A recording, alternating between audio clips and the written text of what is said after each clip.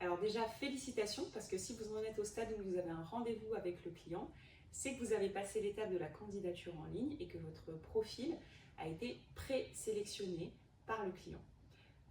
Je rappelle d'abord l'objectif de ce rendez-vous, c'est un objectif double. Le premier, évidemment, c'est que vous puissiez convaincre le client que votre profil correspond à son besoin, bien évidemment. Et puis le deuxième, c'est que vous puissiez avoir l'occasion de poser vos questions afin de pouvoir préparer une proposition technique d'accompagnement la plus pertinente possible. Deux remarques pour ce rendez-vous. La première, c'est que dans la mesure du possible et en fonction du timing, un membre de l'équipe Needle prendra contact avec vous quelques jours avant le rendez-vous avec le client pour passer 15-20 minutes à préparer le rendez-vous avec vous. Et puis la seconde, c'est que pendant le rendez-vous, il y aura aussi un membre de l'équipe Needle qui va un peu mener la danse, cadencer le rendez-vous et s'assurer qu'on a abordé toutes les questions. Donc maintenant, j'en viens au conseil pour mener à bien ce rendez-vous. J'ai 4 conseils à vous donner. Le premier, bien évidemment, vous allez devoir vous présenter, revenir sur votre parcours. Mettez en avant vos expériences passées qui sont en lien avec le projet du client. Cela paraît trivial, mais ça va être un rendez-vous court.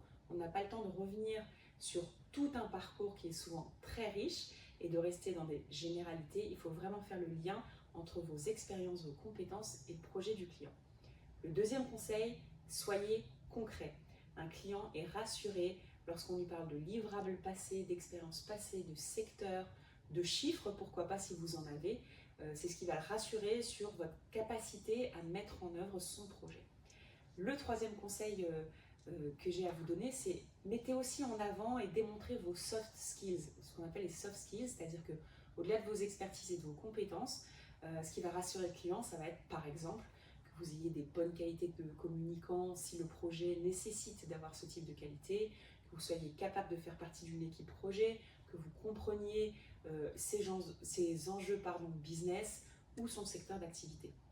Donc mettez bien ça en avant. Et puis enfin, je le rappelais en introduction, le dernier conseil, posez toutes vos questions parce que ce qui va se jouer à l'issue de ce rendez-vous, ça va être la proposition que vous allez devoir préparer et rédiger pour accompagner le client. Et donc pour que vous ayez tous les éléments pour préparer cette proposition, il faut que vous posiez des questions pendant le rendez-vous et l'équipe Needle va vous inviter à le faire, tant sur le fond du sujet et du projet que sur les modalités, par exemple pour faire votre estimation du nombre de jours qu'il vous faudrait pour réaliser la mission, sur les potentiels déplacements, les visites de site ou encore la langue de travail. Donc n'hésitez pas à poser vos questions.